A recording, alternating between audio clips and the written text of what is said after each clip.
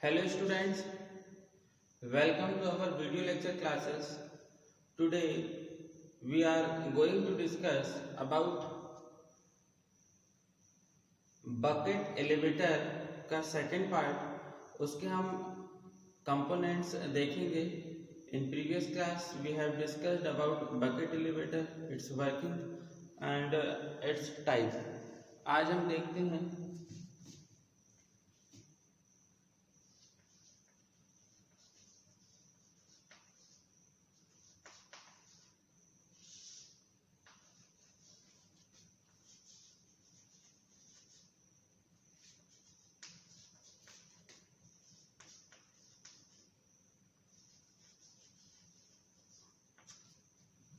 Components of bucket elevator.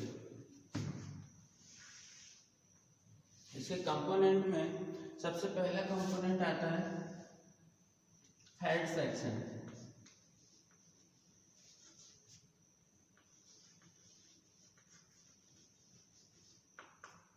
सबसे पहला आता है हेड सेक्शन. उसके बाद अपना दूसरा कंपोनेंट जो है वो आता है, दूसरा हमारा कंपोनेंट आता है बूट.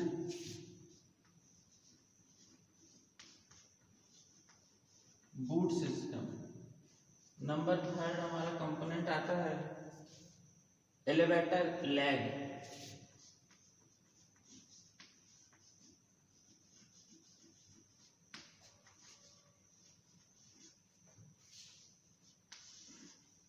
फोर्थ हमारा जो कंपोनेंट आता है वो आता है एलिवेटर बेल्ट.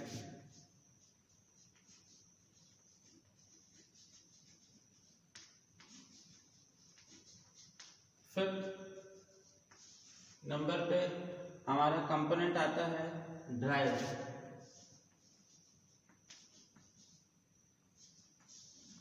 ड्राइव मैकेनिज्म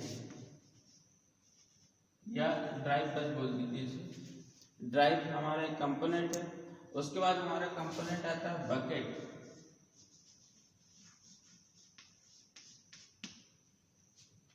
तो ये हमारा कंपोनेंट है. तो एक एक करके हम देखते हैं कि सबसे पहले हेड सेक्शन देखते हैं अपन. हेड सेक्शन मीन्स जो सबसे ऊपर वाली जो ड्रिवन पुल्ली लगी हुई होती है और जहां से डिस्चार्ज होता है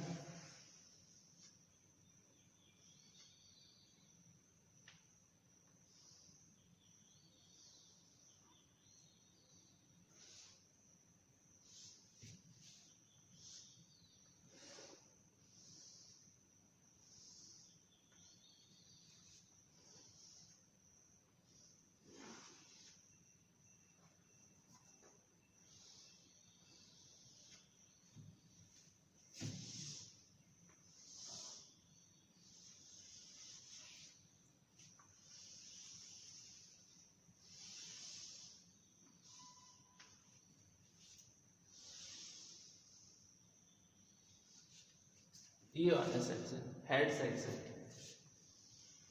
दिस इज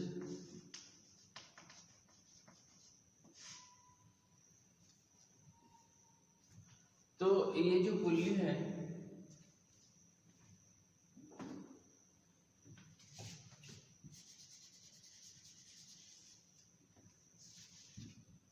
इसमें सबसे जो अपर वाला पोर्शन है ये उसका डायग्राम है. तो ये जो पुल्ली है ये तो रिस्पॉन्सिबल होती है for discharging for to impart the drive this bucket elevator. तो the shape of the head section is depend upon the bucket design. जो हेड सेक्शन का जो शेप होता है वो किस पे डिपेंड करता है? बकेट की डिजाइन पे डिपेंड करता है, या पुल्ली डिजाइन पे डिपेंड करता है, पुल्ली डायमीटर पे डिपेंड करता है और बेल्ट स्पीड पे डिपेंड करता है. तो हेड सेक्शन की जो शेप है, the shape of the head section is depend upon bucket design और pulley diameter and belt speed. किस पे डिपेंड करता है? पुल्ली डायमीटर,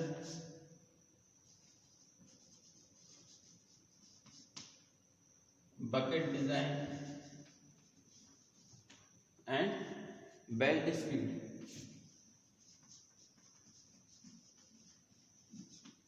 तो इन तीन चीजों पे इसका हेड सेक्शन की जो शेप है वो डिपेंड करता है।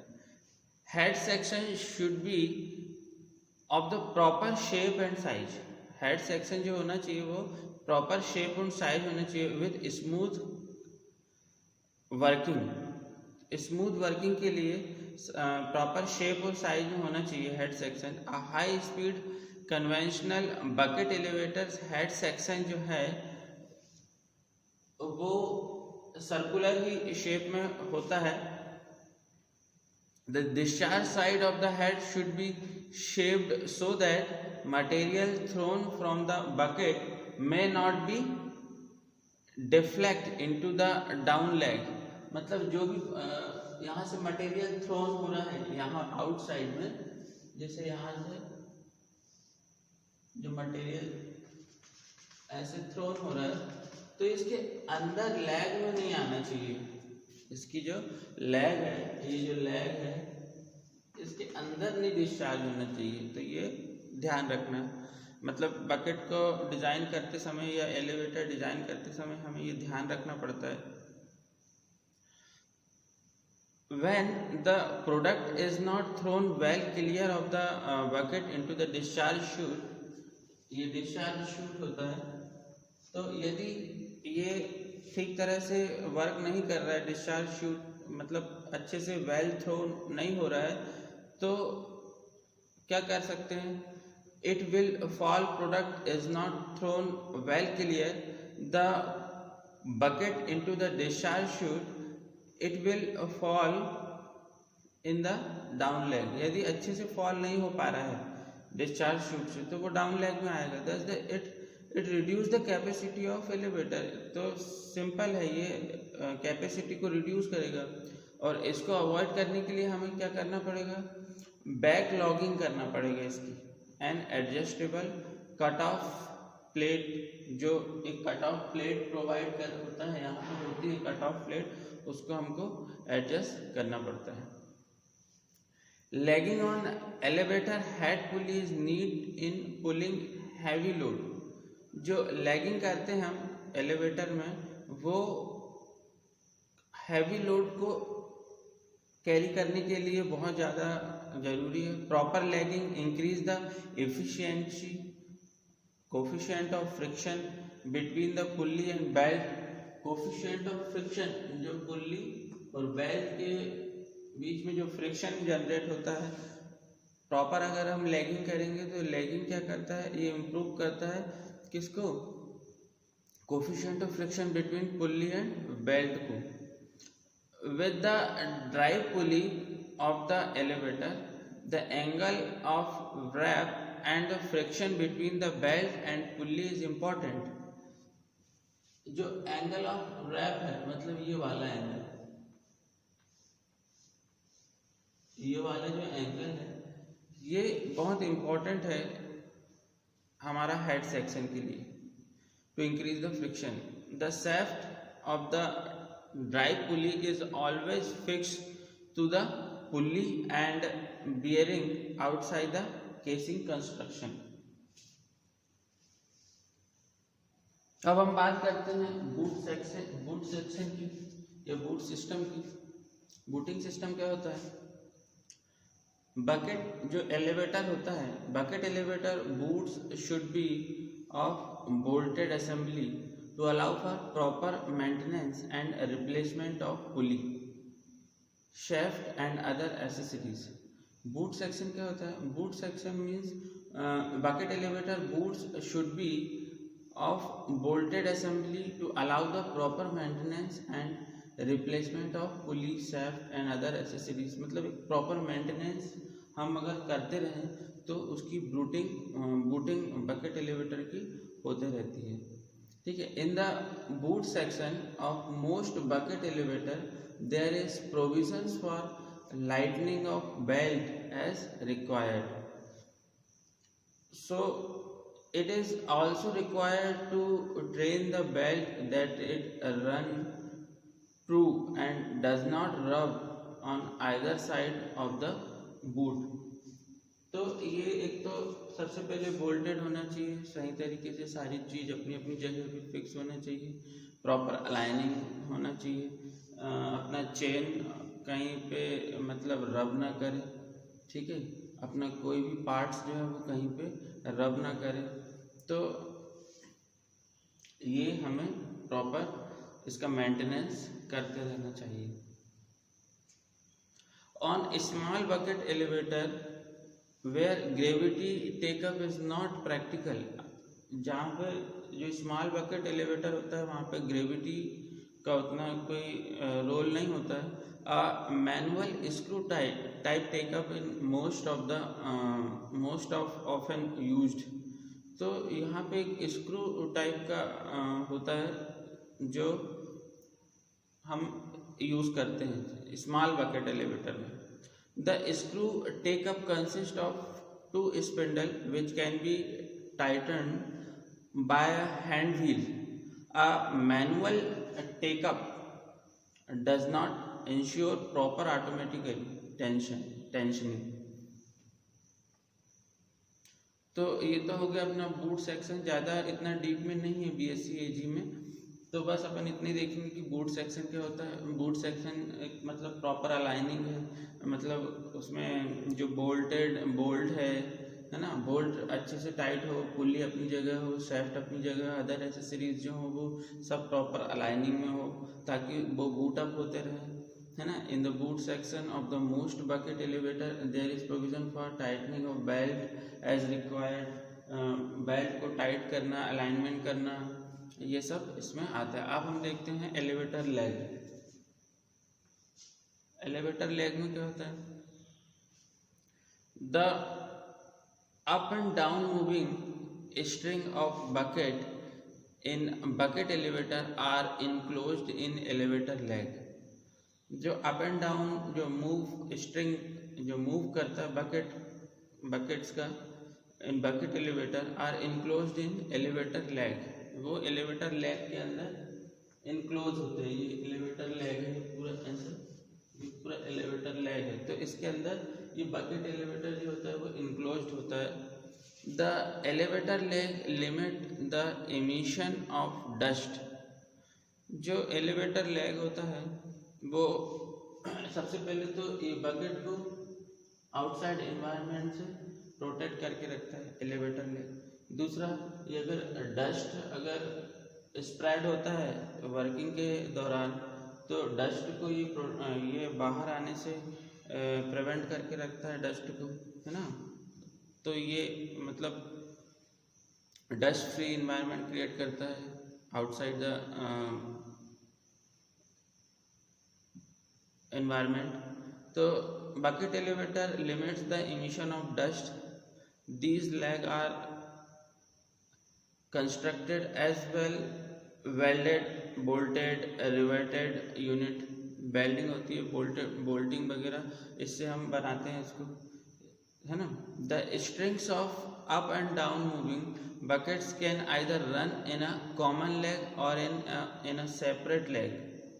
Balanced pressure inside the housing of bucket elevator is attributed to single leg or trunk.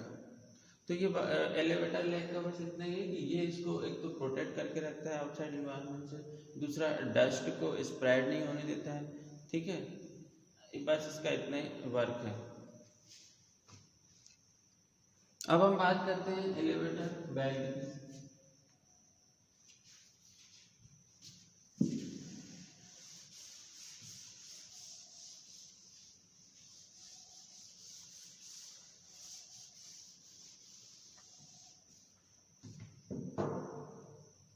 Elevator belt, यदि हम इस जो टिल्टिंग जो बेल्ट था अगर हम इसको स्ट्रेट कर देते हैं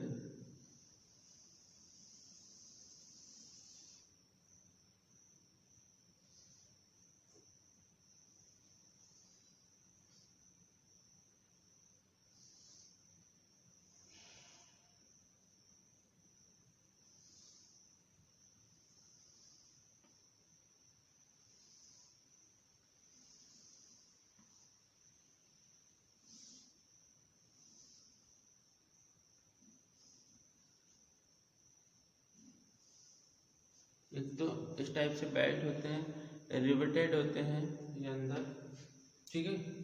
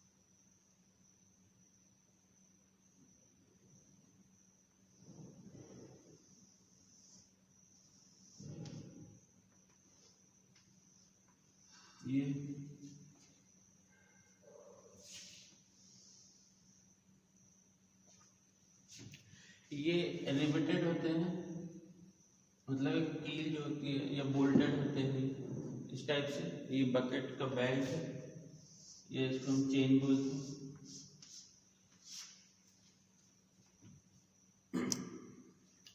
ये क्या है, बेल्ट,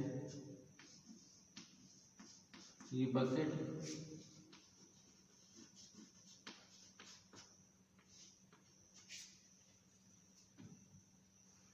तो बकेट एलिवेटर में हम एलिवेटर बेल्ट की अगर बात करें, in a normal operation of the bucket elevator, the loads exerted by the elevator height, product weight of bucket belt, and idler tension and the digging resistance are taken up by the belt। इतने सारे load ये पूरा कौन beer करती है, जो elevator का belt होता है। कौन कौन से लोड, जो ऑपरेशन जब हम परफॉर्म करते हैं तो load excited by the elevator height के कारण जो लोड बेल्ट पे आता है, एक तो वो बियर करता है। प्रोडक्ट का वेट जो है वो अल्टीमेटली बेल्ट पे ही आता है। Weight of the bucket elevator का जो वेट है, ठीक है। आइडलर टेंशन जो है वो उस पे आता है, बेल्ट पे, है ना। तो ये सारे जो टेंशन है वो बेल्ट पे आते हैं, तो इसके कारण इसमें वेयर एंड टियर होने के चांसेस ज़्यादा होते हैं। तो हमारा बेल्ट जो है वो बहुत इंपॉर्टेंट होता है बकेट एलिवेटर में। तो प्रॉपर मेंटेनेंस और अच्छा मटेरियल का बेल्ट यूज़ करना चाहिए यहाँ पे। Bucket elevator belt has no support between the drive and the return pulley. जो ड्राइव पुली होती है, सबसे ऊपर जो ड्राइव पुली होती है, सबसे ऊपर यहाँ कौन सी पुली होती है, ड्राइव, और यहाँ पे कौन सी पुल्ली होती है, पुल। सबसे नीचे जो पुल्ली होती है वो कौन सी होती है, रिटर्न पुल्ली होती है,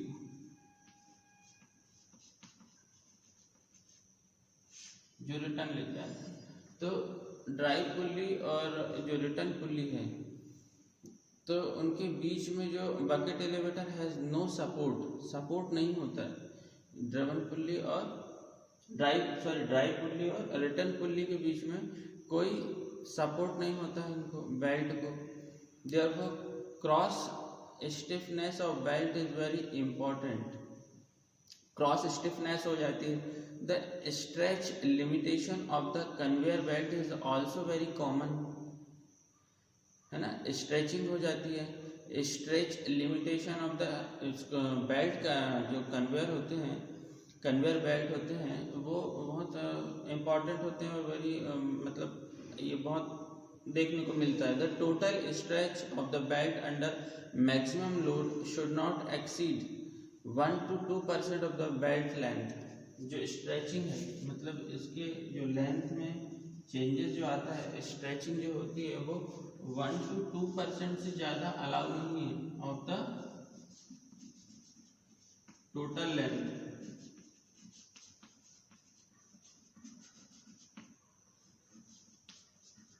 ऑफ द बेल्ट। 1 to 2% से ज़्यादा इसमें स्ट्रेचिंग नहीं होना चाहिए, इसकी टोटल लेंथ की, ठीक है। The requirements of the bucket elevators belt are similar to those of conveyor belt. जो 4 types of belt are use for bucket elevator and belt conveyor. 4 type के होते हैं। सबसे पहले डक, दूसरा बैटल्स, थर्ड है स्ट्रिच्ड कैनवास, कैनवास का होता है जो स्ट्रिच्ड होते हैं, है ना। सॉलिड वूवन कॉटन जो होता है, वूवन कॉटन के भी हम इसमें बना सकते हैं बेल्ट, ठीक है। तो 4 टाइप के हम बेल्ट कन्वेयर के मटेरियल होते हैं, बेल्ट के मटेरियल होते हैं। एक तो डक्ट होता है और एक होता है बटाला डक्ट,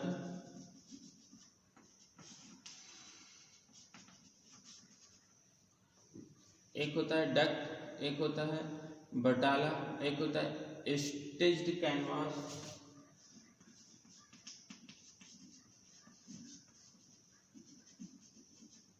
और नंबर 4 में क्या आता है हमारा जो क्लॉथ होते हैं। कौन सा क्लॉथ? कॉटन वाला, जो वूवन क्लॉथ होता है कॉटन वाला,